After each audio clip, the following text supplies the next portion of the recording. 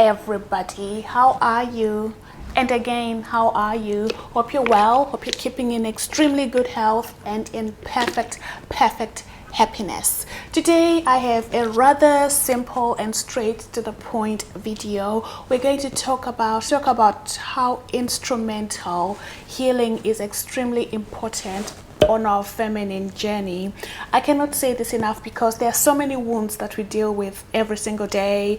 We have internal wounds, psychological wounds, financial wounds, existential wounds as well. So it's going to differ for everybody, and the healing process, I must also add on that it's going to be different for everybody because we are all unique individuals. I cannot stress this enough, the importance of realizing that sometimes what works for one person is not going to work for the other. The point I'm trying to drive home is we have to really apply the psychological term called integrative complexity. It's how we can look at different ideas, different information, and coming up with ways how we can integrate the lessons into our everyday lives, and more so the capacity to understand that they're going to be we're going to see things differently, and that is beautiful. That's what we should actually be doing. This is part of critical thinking as well. We need this tool, especially in this day and age. There really is more than one way to skin the cat. So healing process, like I'm saying, what works for one person might not necessarily work for another, although we can inspire each other and learn from each other. But at the end of the day, you know the depth of your own pain, you know the depth of your own sorrow, how deep your existential wounds go, and physical and mental and spiritual wounds and generational wounds as well. So how can we facilitate different ways of healing? A goodish few days ago, I was laughing at Shade Room and the other ones. You know, there's so many of them, but the Shade Room is like the biggest one. There's a girl called Christian. I'm not sure anything about these people before, but her video went viral. She was in a pool, I think, or maybe a jacuzzi. Can you believe that? Can you believe we don't have a jacuzzi? She was in a jacuzzi with her boyfriend, her man. I don't know. You know who we is? We bigger than Jay and Beyonce. The pool was kind of dirty-ish, or the jacuzzi. I don't know what it was. And the guy had like a lot of tattoos on his face, and it was just funny at best. I think that is the height of confidence. So if you want to achieve that certain level of confidence where you can be like, can you believe it? Do you know who he is? Do you know who he is? So this is about a remembrance. And the thing about remembrance is that we remember parts of ourselves. This is the dismantling as well, because we are remembering that, wait a minute, I'm bigger than this. Wait a minute, do you know who he is? Wait a minute, we are the children of God. Therefore, we have to know that we are worthy of whatever it is our heart's desires. Somebody said, you met her because you are made of matter, and that stayed with me throughout the day. I was like, oh, you met her because you're made of matter, not because of the price tag of your handbag, not because of the length of your hair, or as Martin Luther said, the skin of your color, the color of your skin. That's not it. You just matter because you really are a child of God. So when it comes to healing, it is important that we also never neglect our confidence, the confidence to say, you know what, I'm better than this. I deserve this. I am worthy of this. I can do better than that. I don't have to participate in this kind of madness because I am a child of God. And as a child of God, His light is through me and in me. So it must be a reflection of that. God says, you go and be the salt of the earth. It didn't say go and be perfect, go and be performative. And that's why it is connected to femininity, because the feminine is just about being. It's not about operating from that performative angle. True feminine divinity is about confidence, inner confidence. Confidence doesn't come from external sources, validation, and, as Kanye said, crowdsourcing our self-esteem. It really just comes from within, and the remembrance, as you remember that you are a child of God, you matter. Even the prodigal son, after he had been through what he's been through and done all he did and blew the money and partied like a rock star, and then he fell from grace and he was staying with the pigs. What did he do? The prodigal son remembered. So remember who you are, who we is. Remember who we is, because when we remember who we are, it means we can facilitate, then the healing process can begin as well. So it's not so much about what you've done, what you've been through, what you lost, and all those things. It is really about the remembrance. So feminine energy starts with the confidence, and the confidence starts with realizing who we is by remembering. Think of it this way: you have your home, your apartment, your mansion, even if you live in a shoebox, even if you live in a studio, even if you, whatever it is, wherever you are, whatever it is, like even your home, your internal home as well, your heart, your soul, your body, that is a home. That's where your soul resides, right? So now imagine you just leave the door open and your possessions are just there. Anyone can, and to make it that much more elaborate, you have a welcome mat on the door. Anyone can come in. Make yourselves comfortable, but just have a little look around. They can take whatever they want. They can dump whatever they want. They can leave whatever they want. They can eat whatever they want. They can even drink your matcha. They can wear your clothes. They can use your makeup. They can wear your underwear. Remember that scene in Sopranos when they went into Adriana's home and one of the uncles literally was touching and smelling Adriana's underwear. It was so funny. So yeah, visualize that. So this is what we do when we are not healed. The door is open. Any entity can come and attach to unhealed parts of ourselves, because the enemy only has 3 jobs: to kill, steal, and destroy. That's it. That's his job: to kill, steal, and destroy. So anytime an entity comes that doesn't come from a place of love, come from a place of expansion, come from a place of healing, come from a place of love, they're just going to come and do whatever it is they want.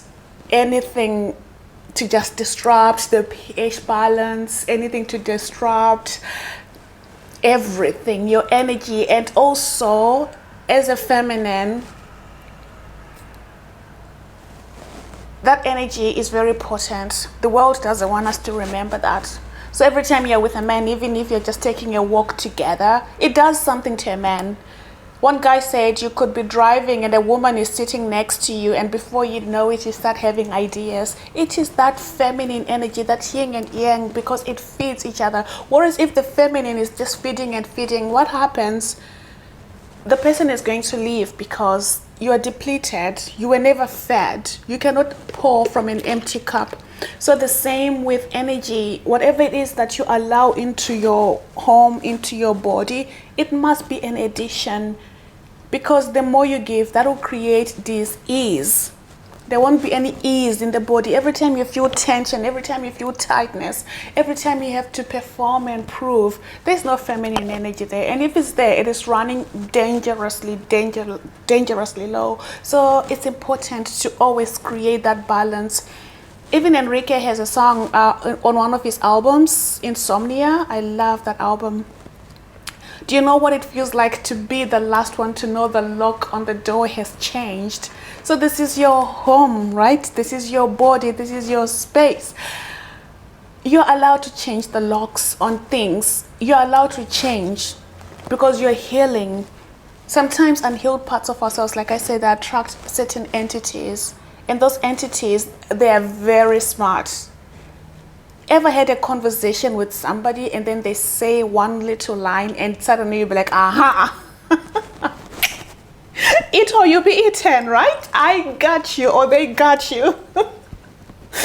No.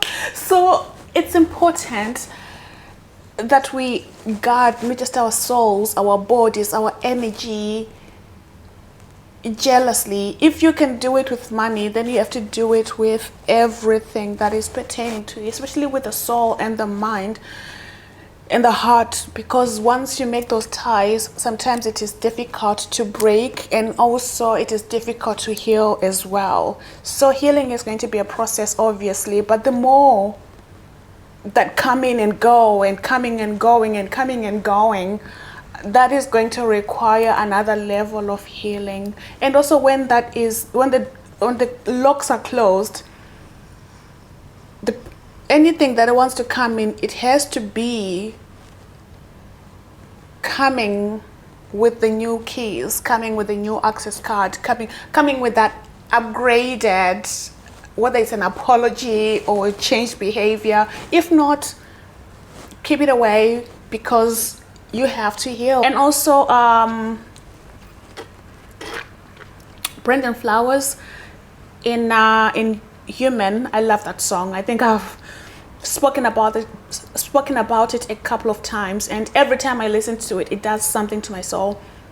He also said, sometimes I get nervous when I see an open door. Sometimes the door is, imagine Didi is opening the door. So you have to be careful what you also walk into and walk out of.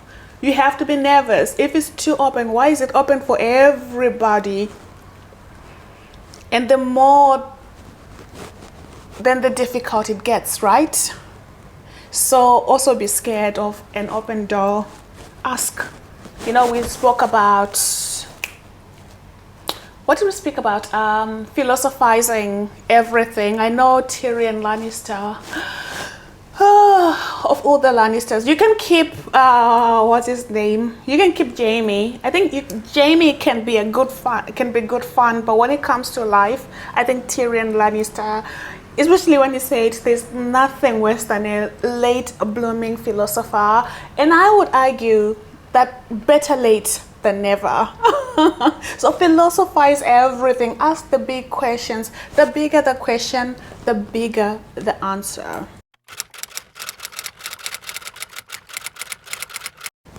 There's nothing more powerful than love. Love heals. Love, you know, the latest letter from the Corinthians, so beautiful. I really encourage you to read that again and again, because love is patient. Love does not boast. This is how God intended it. So when we love, not just ourselves, when we love thy neighbor as Christ, love yourself as thy neighbor. No. Love yourself, love thyself as you love thy neighbor as you love thyself. Exactly. Again, pouring from an empty cup. I cannot love my neighbor if I don't love myself. You cannot love your neighbor if you don't love yourself.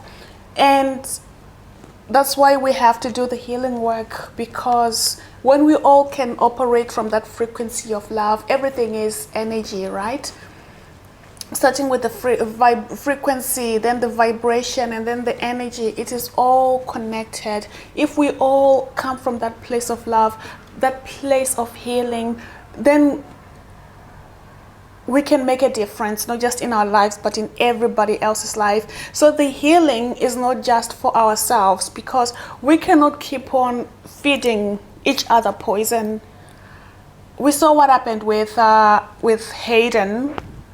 Gorgeous girl. I remember I used to watch it and think, she whatever lines, stars are lined for her to be blonde hair, blue-eyed, and fun-sized, like 4'11", and just gorgeous. That all-American dream, like being born in America and having that beauty and that all-American beauty, and it wasn't enough. It's so sad. It breaks my heart. The guy she kept on breaking up and making up with, again, back to closing doors and opening doors. Toxic guy used to use it like a punching bag for over 10 years. It doesn't have to get drastic. I'm like, you won. You're a child star. Remember who you are. Like, my heart truly bled with sorrow, and it's so sad. And it's sad. It's life. We're all going to go through something in life, all of us, and there are no exceptions to the rule. There are no exceptions to the rule. We are all going to go through something. And what did Churchill say? Winston said, if you're walking in hell, you just have to keep on walking because you love yourself. And when you open doors to that guy, you know, with the drugs and the abuse, that is sad. Whereas if she sits with herself with love and in love and realized, I don't have to settle for the crumbs that fall from the master's table.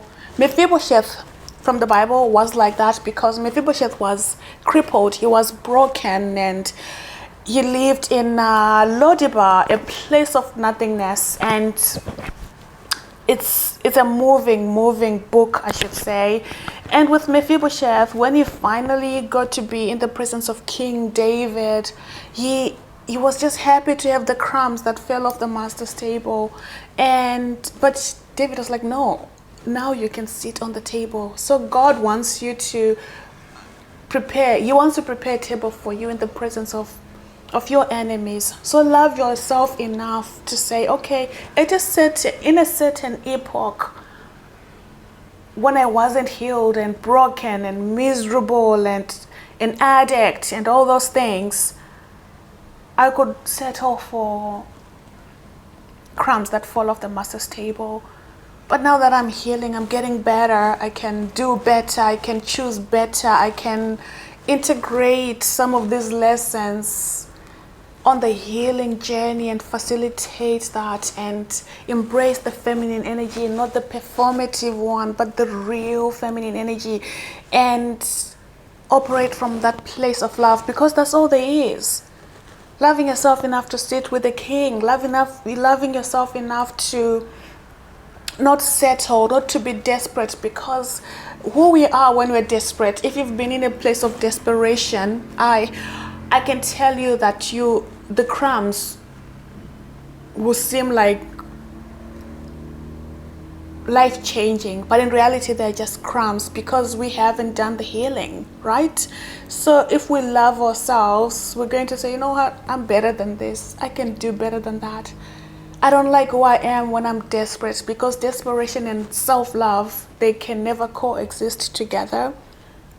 So healing those parts of ourselves, loving ourselves through the process, not perfection, not performative, just coming from that place of love, a place of acceptance, and also realizing that I can love so and so, but I can love them from a distance because our vibration is now different, and to create friction. So if you're on that frequency of love, love can find you. Then it eliminates all the riffraffs, because healing, it is going to start rejecting all things barbaric, because you are now operating from a place of love, and also you are worthy of love because, again, you're a child of God and you matter. That's important, that you remember that you matter. And when you do that, all the riffraffs will begin to fall away. And if you fall off somebody else's wagon, you have to accept that as well. It could be that they are now on a different frequency, and that is okay. There's no need to hold on. There's no need to do desperate things, because again, desperation means lack, and lack means desperation. I know you're happy, I can see it, so tell the voices in your head to believe it.